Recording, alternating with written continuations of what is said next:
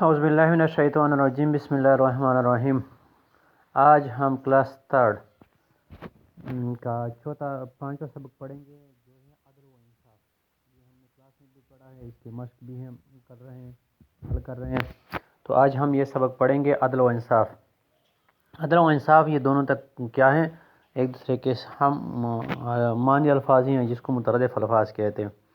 تو ساتھ میں ہم مشق بھی حل کرتے جائیں گے، مذکر مؤنث واحد جمع متضاد مترادف وہ بھی حل کرنے کی کوشش کریں گے تاکہ ابتدائی کلاسز سے آپ کی پریکٹس ہو جائے، آپ کو مترادف متضاد اس کی سمجھ بھی آ جائے، اور مختلف الفاظ کے متضاد واحد جمع یہ تو میں کلاس میں بھی سب کو بتا دیتا ہوں، مختلف الفاظ کے واحد جمع اور پھر جمع کے اقسام مترادف متضاد، تو اس طرح میں سب کو بتا دیتا ہوں اس کلاس میں، لیکن پھر بھی یہاں پہ بھی آپ ویڈیو میں اچھی طرح اس کو دیکھ لیں، اس کو سمجھنے کی کوشش کریں تاکہ آگے آپ کے لیے یہ مفید ثابت ہوں۔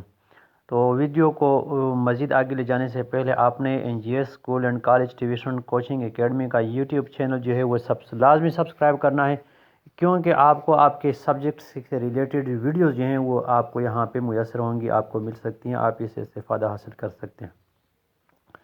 لائک کمنٹس بھی لازمی کریں تاکہ ہمیں پتہ چلے کہ کس چیز کی آپ کو کمی ہے، آپ کیا جو ہے نا وہ مزید سیکھنا چاہتے ہیں اور آپ نے کیا سیکھا۔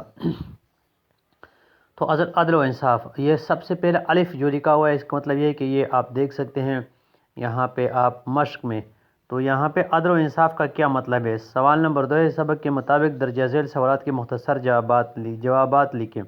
تو یہاں پہ سوال ہے الف، عدل و انصاف کا کیا مطلب ہے؟ تو میں نے یہاں پہ جو ہے نا وہ لائن لگائی ہوئی ہے تاکہ بچوں کو آسانی رہے اس سوال حل کرنے میں۔ تو سوال الف کا یہ جواب ہے، حق دار کو اس کا پورا حق ادا کرنا عدل و انصاف کہلاتا ہے۔ حق کی جمع حقوق، اور یہ کیا ہے؟ حق حقوق، تو یہ کس کو ہم کہتے ہیں؟ جمع سالم کس لیے کہتے ہیں؟ کیونکہ آخر میں ہم نے کچھ الفاظ کا اضافہ کیا ہوا ہے، اس کو جمع سالم کہتے ہیں۔ جب واحد لفظ کے آخر میں کچھ الفاظ کا اضافہ کیا جائے اور واحد لفظ جو اصل شکل ہے اس کو کوئی اثر نہ پڑے تو اس کو کیا کہتے ہیں؟ اس کو کہتے ہیں جمع سالم۔ اسلام میں عدل و انصاف پر عمل کرنے کے حوالے سے بہت تاکید کی گئی ہے، تاکید کرنا، زور دینا۔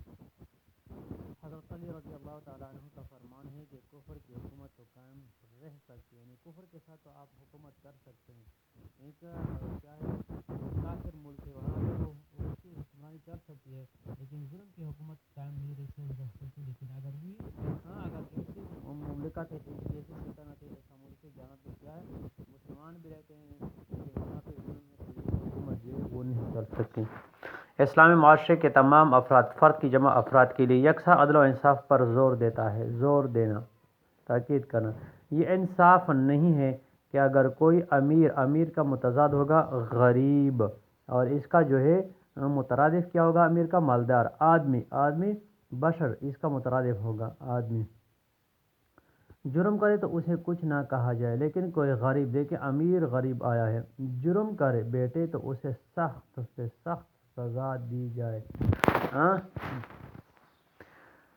بے لکھا ہوا ہے، یہ سوال نمبر 2 کا جو ہے وہ جواب ہے۔ سوال نمبر 2 آپ دیکھ لیں، معاشرے میں کون سی چیزیں عدل و انصاف کی راہ میں رکاوٹ بنتی ہے؟ ٹھیک ہے، رکاوٹ بننا، حائل ہونا۔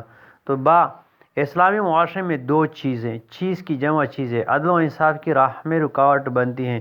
کسی سے عداوت دشمنی کو کہتے ہیں، بغض کو کہتے ہیں، اور قرابت رشتہ داری کو کہتے ہیں، یعنی 2 چیزیں جو ہیں وہ انسانی معاشرے کی کیا عدل و انصاف کی راہ میں رکاوٹ ہے۔ ایک جب آپ کسی سے زیادہ دشمنی رکھتے ہیں تو اس کی دشمنی کی وجہ سے آپ اس کے ساتھ انصاف نہیں کر پاتے، یا اگر آپ کی ان کے ساتھ کوئی رشتہ داری ہے تو اس صورت میں بھی آپ کی رشتہ داری جو ہے وہ راہ میں رکاوٹ بنتی ہے۔ مطلب ہے کہ کوئی بھی انسان یا تو کسی شخص یا قوم کی دشمنی کی وجہ سے ظلم، زیادتی، ناانصافی، ٹھیک ہے، ظلم عدل یا ناانصافی کرتا ہے، انصاف ناانصافی کرتا ہے، یا پھر اپنے رشتہ دار یا رشتہ دار عزیز، ٹھیک ہے، یہ آپس میں مترادف ہیں۔ دوست دشمن، دوست کا متضاد کیا ہے؟ دوست دشمن، اور دوست کا جو مترادف ہے کیا ہے وہ ساتھی ہے. محبت کا متضاد جو ہے وہ نفرت ہے. ٹھیک ہے. اور اس کا مترادف جو ہے وہ انس ہے، پیار میں اس کے حق میں فیصلہ دیتا ہے. اسلام میں ایسا کرنے سے سختی سے منع کیا گیا ہے. ارشادی باری تعالیٰ ہے، خبردار کسی کی دشمنی دوستی تمہیں اس کے ساتھ ناانصاف کرنے پر آمادہ نہ کرے. آمادہ کرنا، راضی کرنا، متفق کرنا. لوگ حضور صلی اللہ علیہ وسلم نے دنیا کا متضاد جو ہے وہ آخرت ہے، اور اس کا مترادف جو ہے وہ جہاں ہے. سامنے اس کا متضاد جو ہوگا وہ پیچھے ہوگا. عدل و انصاف کی روشن چمکدار اس کا مترادف ہے روشن، اور اس کا جو متضاد ہوگا وہ تاریک ہوگا. مثال قائم کی، قائم فرمائی جو قیامت تک اس کیا ہوگی کہ لوگوں کے لیے مشعل راہ یا سنگ میل. یہ کیا ہے؟ یہ مطلب اس کا یہ سنگ میل کا مطلب یہ ہے کہ وہ پتھر جو راستہ دکھاتا ہو. عموماً یہ روڈ کے اوپر جو لکھا ہوتا ہے کہ فلانے بنو 60 کلومیٹر، 20 کلومیٹر، 10 کلومیٹر کو 75 کلومیٹر، 70 کلومیٹر، تو یہ کیا ہے؟ اس کو کہتے ہیں سنگ میل. اور مشعل راہ، وہ مشعل یہ عثمانی دور حکومت میں عموماً ایسا ہوتا تھا. اب تو جو اسٹریٹ لائٹ آئے ہیں یہ بھی مراد آپ لے سکتے ہیں کہ وہاں پہ گلیوں میں جو ہے نا وہ دیے روشن کیے جاتے تھے لوگوں کو سہولت پہنچانے کے لیے، راستہ دکھانے کے، تو اس لیے اس کو کہتے ہیں مشعل راہ. قبیلہ قریش کے ایک شاخ بنو مخزوم کی ایک معزز عزت دار قابل احترام معزز عورت مرد، اس کا جو کیا ہوگا مذکر ہوگا وہ مرد ہوگا، کا تعلق ایک معزز خاندان سے ہے. اس لیے اس کا ہاتھ پاؤں الٹا یا متضاد پاؤں نہ کاٹا جائے. وہ اسے اپنی بدنامی اور رسوائی سمجھتے تھے. رسوائی ذلت اس کا مترادف بھی اور معنی بھی ہے. چنانچہ انہوں نے حضرت اسامہ بن زید رضی اللہ عنہ کو سفارشی بنا کر نبی کریم صلی اللہ علیہ وسلم کی خدمت اقدس میں بھیجا. حضرت اسامہ رضی اللہ عنہ نے بڑی اس کا مترادف ہوگا چھوٹی، مشکل کا بڑی کا متضاد ہوگا چھوٹی، مشکل کا متضاد ہوگا آسانی. راضی کرنا جس کو ہم کہتے ہیں ایگری کرنا، مان لینا، متفق کر لینا. تو یہ یہاں پہ سوال ہے جیم، قبیلہ قریش کے لوگوں نے کس صحابی کو نبی کریم صلی اللہ علیہ وسلم کے پاس سفارش کے لیے بھیجا؟ تو اس کا جواب آپ یہاں پہ لکھ سکتے ہیں کہ قبیلہ قریش کے لوگوں نے کس کی جگہ ہم کیا کریں گے؟ اسامہ رضی اللہ عنہ کو نبی کریم صلی اللہ علیہ وسلم کے پاس سفارش کے لیے بھیجا. ٹھیک ہے. تو یہ آپ کا سوال جیم جو ہے وہ بھی حل ہو جائے گا اس میں. حضرت محمد رسول اللہ خاتم النبیین صلی اللہ علیہ وسلم چونکہ حضرت اسامہ رضی اللہ عنہ کو بہت عزیز رکھتے تھے. عزیز رکھنا، پیارا رکھنا، قریب رکھنا.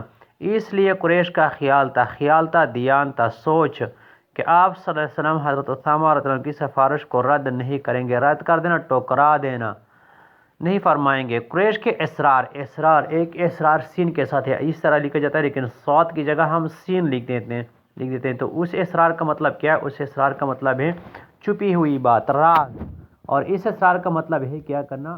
زور دینا، بار بار ایک بات کہنا، تکرار کرنا ایک بات کی. جب حضرت اسامہ رضی اللہ عنہ نے رسول اللہ صلی اللہ علیہ وسلم کی بارگاہ اقدس میں حاضر ہو کر قریش کا مقصد بیان کیا، ام المومنین حضرت عائشہ رضی اللہ عنہ سے مروی ہے روایت ہے کہ رسول اللہ صلی اللہ علیہ وسلم نے اسامہ سے فرمایا، کیا تو اللہ تعالیٰ کی مقرر کردہ حدود کی جمع حدود کیا واحد کیا ہے؟ حد میں سے ایک کے لیے سفارش کرتا ہے.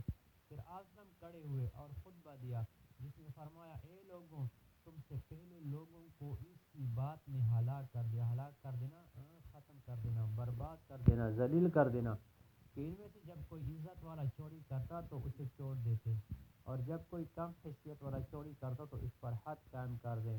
آپ نے فرمایا، اگر فاطمہ بنت اسد کی جگہ فاطمہ بنت محمد صلی اللہ علیہ وسلم اس جرم میں گرفتار ہوتی تو یہ بنت اور کیا ہے ابن اور بن، تو یہ کیا ہے؟ یہ ان کو ہم گرامر میں وہ مارکر کے علاوہ کیا ہے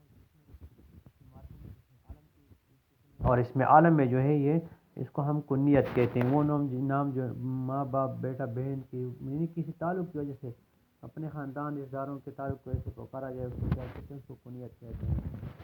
اسلام کی نظر میں رشتہ داری اور قرابت بعد میں جبکہ عدل و انصاف پہلے آتا ہے۔ بعد پہلے جب کسی قوم کے افراد کا مجموعی مزاج یعنی عدل و انصاف پر پختہ یقین بن جاتا ہے تو انہیں دنیا میں بھی کامیابی ملتی ہے۔ کامیابی کا مترادف جو ہے وہ کامرانی ہے اور اس کا متضاد جو ہے وہ ناکامی ہے، اور مسلمان ہونے کی صورت میں آخرت میں عظیم اجر و ثواب ملتا ہے۔ اس کے برعکس اس کے خلاف جو معاشرے عدل و انصاف سے خالی ہو جائیں وہ ذلت رسوائی کی پستیوں میں گر جاتے ہیں۔ تو یہ اس سبق کی جو تھی ریڈنگ تھی، سوالات، یہ آخری دال سوال جو ہے عدل و انصاف سے خالی معاشروں کا انجام کیا بتایا گیا ہے۔ تو آپ یہ دیکھ سکتے ہیں یہاں پہ لکھا ہوا ہے جو معاشرے عدل و انصاف سے خالی ہو جائیں وہ ذلت کی پستیوں میں گر جاتے ہیں۔ تو ہم نے ساتھ میں سوالات بھی حل کر دیے۔ اب آتے ہیں الفاظ معنی کی طرف۔ عدل، انصاف، برابری، ظلم، زیادتی، قرابت، رشتہ داری، عداوت، دشمنی، اجر، بدلہ، انعام، معزز، عزت دار۔ سوال نمبر 2 جو ہے وہ 3 سبق کے مطابق درست لفظ لگا کر خالی جگہ پر کریں۔ تو الف حقدار کو اس کا پورا حق ادا کرنا کیا کہتا ہے؟ عدل و انصاف کہلاتا ہے۔ با اسلامی معاشرے کے تمام افراد کے لیے یکساں عدل و انصاف پر زور دیتا ہے۔ جیم یہ انصاف نہیں کہ اگر کوئی امیر آدمی جرم کرے تو اسے کچھ نہ کہا جائے۔ دال اسلام کی نظر میں رشتہ داری کو اور قرابت بعد میں جبکہ عدل و انصاف پہلے ہے۔ نمبر ہا جو معاشرے عدل و انصاف سے خالی ہو جائیں وہ ذلت کی پستیوں میں گر جاتے ہیں۔